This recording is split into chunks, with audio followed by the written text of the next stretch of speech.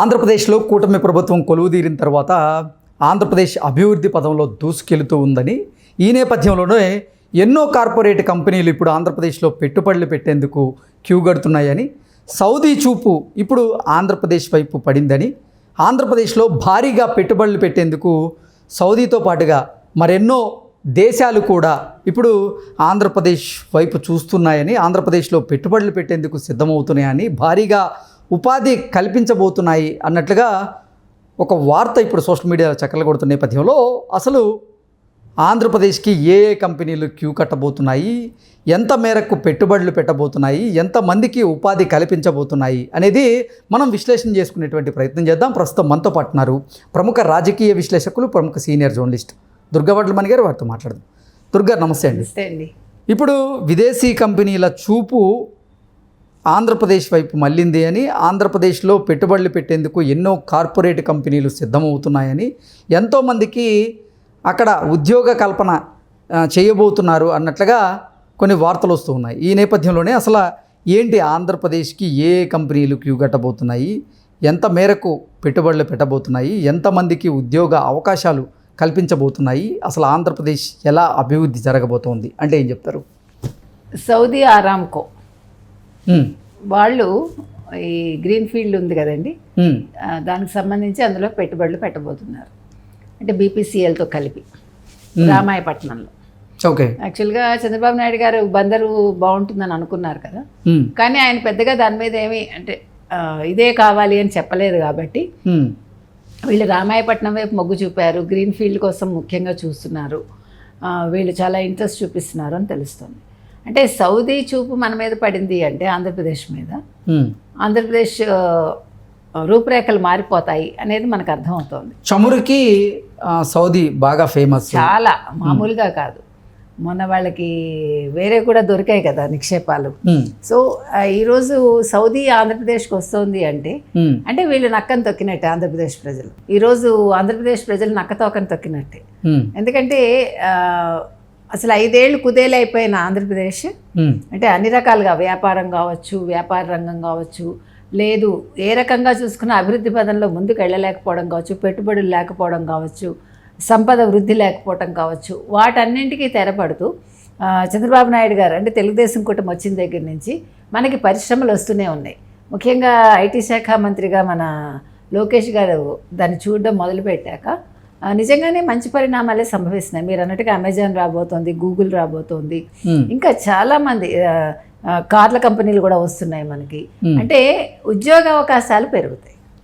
ఇప్పుడు ఈరోజు ఈ రిఫైనరీ కనుక మనం తీసుకున్నామంటే దీనివల్ల చాలామంది బెనిఫిట్ పొందుతారు.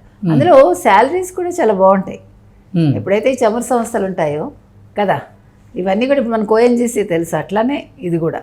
కాబట్టి మంచి పరిణామం అని మనం చెప్పుకోవాలండి.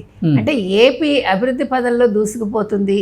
తర్వాత చంద్రబాబు నాయుడు గారు ఇచ్చిన హామీలు ఏవైతే ఉన్నాయో ప్రజలకి, మీకు నేను ఇస్తాను, ఉద్యోగాలు ఇప్పిస్తాను అన్నదానికి ఇవాళ 20 లక్షల ఉద్యోగాలు అనుకుంటే కూడా మనం చెప్పుకున్న 4 లక్షలు ఒక ఏడాదికి అనుకున్నా కూడా ఈరోజు వాటన్నింటినీ కూడా కల్పించే అవకాశం కనిపిస్తుంది మనకి.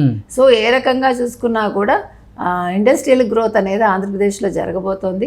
ఒక పక్క అమరావతి అభివృద్ధి చెందుతోంది, దానికోసం నిధులు విడుదలయ్యాయి.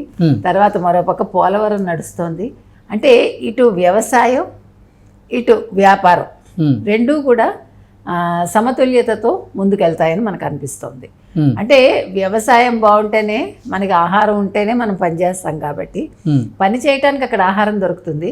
ఆ పనికి కావాల్సిన మనకి వేతనం ఎప్పుడైతే వచ్చిందో మనిషి ఆనందంగా జీవిస్తాడు. సో ఈ రెండూ కూడా అంటే సమాంతర రేఖలుగా వెళ్తాయి అన్నమాట. సో చంద్రబాబు నాయుడు గారు రావడం వల్ల ఆంధ్రప్రదేశ్కి ఏంటి బెనిఫిట్ అని చాలామంది అనుకున్నారు. అంటే ప్రతిపక్షం మనం మాట్లాడుతున్నాం. సో ప్రతిపక్షం ఏదో కొత్తగా వాళ్ళు అభివృద్ధి, సంపద సృష్టి అంటూ ఇటీవల చెప్పిన కబుర్లకి ఇక్కడ పొంతన లేదు. దానికి భిన్నంగా ఇవాళ ఆంధ్రప్రదేశ్లో ప్రతి ఒక్కటి జరుగుతోందని మనం చెప్పుకోవచ్చు. ఓకే, ఏంటి మేడం ఇప్పుడు ఈ కార్పొరేట్ కంపెనీలు ఆంధ్రప్రదేశ్లో ఎన్ని లక్షల కోట్లు పెట్టుబడులు పెట్టేందుకు సిద్ధమవుతున్నాయి, ఎన్ని లక్షల మందికి ఉపాధిని కల్పించబోతున్నాయి అంటే ఏం చెప్తారు? మనం ప్రతి కంపెనీ 60,000 కోట్లు అంటున్నారు, 1,00,000 కోట్లు అంటున్నారు, ఇలా ఒక్కొక్క కంపెనీ చెప్తూ వస్తుంది కదా. ఏ కంపెనీ తీసుకున్నా కూడా ఉద్యోగ కల్పన అయితే ఖచ్చితంగా జరుగుతుంది. అంటే బీపీసీఎల్ ప్రాజెక్టే 60,000 కోట్లకు పైగా ఉందని, 60,000 కోట్ల రూపాయల పెట్టుబడి ఆంధ్రప్రదేశ్కి వచ్చేసిందని, దాని ద్వారా ఎన్నో వేల మందికి ఉద్యోగ కల్పన జరగబోతుందని ఇలా రకరకాలుగా వస్తున్నాయి.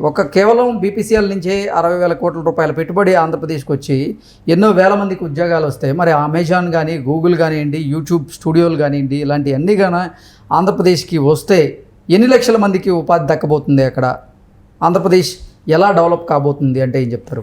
అది మనం నెంబర్ ఇంతని చెప్పలేం కానీ ఖచ్చితంగా చాలా బాగుంటుందండి, అందులో సందేహం లేదు.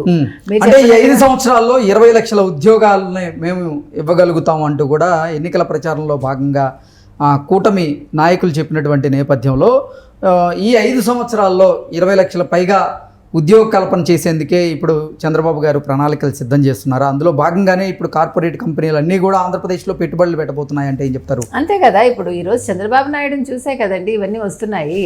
అంటే ఆయన కూడా ఒక బ్రాండే కదా, సిబిఎన్ అనేది ఒక బ్రాండ్, అందరికీ తెలిసి వాళ్ళు కొత్తగా ఏం కాదు. తర్వాత నిన్న మనం చూసాం వాజ్పేయి గారి శతదినోత్సవ వేడుకల్లో చంద్రబాబు నాయుడు గారిని ఒక్కొక్కళ్ళు సీనియర్ నాయకులు కావచ్చు, అదేవిధంగా లోకేష్ పనితీరుని చూసి కూడా వస్తున్నాయి. మీరు ఇందాక అన్నారు, ఇప్పుడు యాక్చువల్గా ఈరోజు సౌదీ ఆరామ్కో ఏదైతే ఉందో వాళ్ళు రావడానికి అసలు వాళ్ళు యాక్చువల్గా మహారాష్ట్రలో కానీ ఉత్తరప్రదేశ్లో కానీ పెట్టాలనుకున్నారు. అక్కడ కాదని ఇక్కడికి వచ్చారు అంటే అంతే కదా, అంటే ఇక్కడ మీకు అన్ని అనుకూలంగా ఉన్నాయి అంటే వాళ్ళకి ఏ రకంగానూ వ్యాపారానికి ఇబ్బందులు రావు, తర్వాత వాళ్ళకి రాజకీయంగా కూడా ఎటువంటి గొడవలు ఉండవు అనే ఒక నమ్మకం కలగబట్టే వచ్చారు. అంటే ఒప్పందాలు కుదుర్చుకుందా ఆ కంపెనీలతో? కుదుర్చుకోబోతోందండి, దీని మీద మాటలు నడుస్తున్నాయి. త్వరలో అంటే ఒక మంచి న్యూస్ మనం వింటాము. ఏ రకంగా చూసుకున్నా ఈరోజు ఆంధ్రప్రదేశ్ అభివృద్ధి పదంలో పయనిస్తోంది, సందేహం లేదు. చంద్రబాబు నాయుడు గారు కావచ్చు, పవన్ కళ్యాణ్ కావచ్చు, బీజేపీ కావచ్చు, ఇచ్చిన మాట నిలబెట్టుకుంటారు వాళ్ళ 5 ఏళ్లలో. ఖచ్చితంగా 20 లక్షల ఉద్యోగ కల్పన అనేది జరిగి తీరుతుందని మనకు అనిపిస్తుంది. ఓకే, ఏంటి ఆంధ్రప్రదేశ్కి అమరావతికి మహర్దశ పట్టబోతుందా అంటే ఏం చెప్తారు? ఖచ్చితంగానండి, అంటే అమరావతి పని అయిపోయింది, 3 రాజధానులు ఇన్ని మాట్లాడిన వ్యక్తులకి ఇది కూడా ఒక పెద్ద బ్లో. నేను నన్ను అడిగితే ఇప్పుడు జగన్ జీర్ణించుకోలేక ఎన్నో మాట్లాడతాడు, దీని మీద కూడా ఆయన ఏదో కమెంట్ రేపు చేయకపోడు. కాబట్టి ఏది ఏమైనా కూడా ఖచ్చితంగా అమరావతికి మహర్దశ పట్టబోతోంది, ఆంధ్రప్రదేశ్కి కూడా అంతకు మించిన మహర్దశ పట్టబోతోందండి, సందేహం లేదు. సో ఇవాళ ప్రతిపక్షానికి ఇవన్నీ కూడా జీర్ణించుకోలేని అంశాలు. ఓ పక్క జగన్మోహన్ రెడ్డి ఉన్న నలుగురిని ఎలా కాపాడుకోవాలని అక్కడ బాధపడుతూ ఉంటే, ఇక్కడ పెట్టుబడుల వెళ్ళు వస్తూ ఉంటే దీన్ని ఎలా మనం సంభాళించాలి, ఎలా ఉద్యోగ కల్పన చేయాలి? కేవలం ఆంధ్రప్రదేశ్లో కూటమి ప్రభుత్వం కొలువుదీరిన 6 నెలలకే 4 లక్షల కోట్ల రూపాయల వరకు పెట్టుబడులు వచ్చిన నేపథ్యంలో ఇక ఈ 5 సంవత్సరాల్లో ఎంత మేర పెట్టుబడులు ఆంధ్రప్రదేశ్కి రాబోతున్నాయి, ఎన్ని కార్పొరేట్ సంస్థలు ఆంధ్రప్రదేశ్ని పలకరించబోతున్నాయంటే ఏం చెప్తారు? ఏమంటే ఇప్పుడు ఈ వచ్చినవన్నీ కూడా సరిగా అమలు అయిపోతే కొత్తవి రాకపోయినా పర్వాలేదు, వస్తాయి ఎలాగా అంటే నేను అనేది ఇప్పుడు ఉన్నవే చాలా ఎక్కువగా ఉన్నాయి మనకి. అంటే అందరికీ కూడా సఫిషియెంట్గా ఉద్యోగాలు ఇవ్వగలిగే స్థాయికి ఆంధ్రప్రదేశ్ వచ్చేసింది. ఇంకా వచ్చాయంటే నిజంగా ఇట్స్ అన్ యాడెడ్ అడ్వాంటేజ్. అంటే ఇప్పుడు ఇక్కడ మిగతా రాష్ట్రాల్లో పనిచేస్తున్న వాళ్ళు కూడా లోకల్గా వచ్చేస్తారు.